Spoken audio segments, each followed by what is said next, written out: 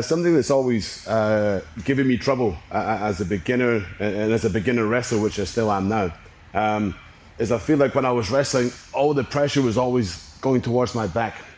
If they snap me down, if they pull my hands, I was always feeling, man, my back is getting very tired whenever I wrestle. And then I realized the reason for that is my head was so far in front of my lead foot. So rather than hinging my butt backwards, I was basically just bending over.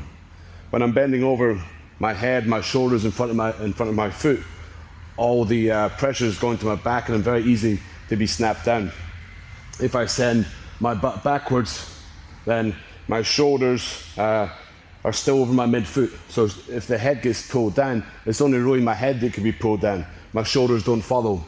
So this made a big difference for me, for my wrestling posture, for my guard passing posture, standing in guard.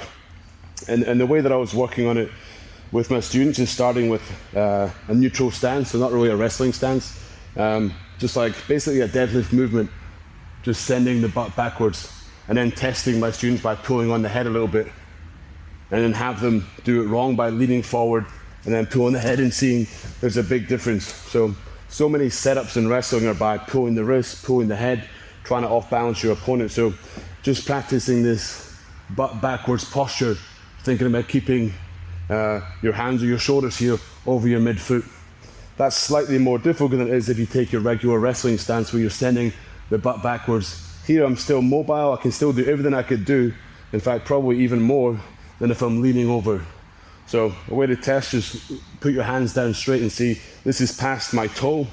If I do the same thing again but hinge my butt backwards, then my hands are somewhere around my midfoot. I feel like I have more power to shoot here, as well as most of their attacks are going to be more difficult.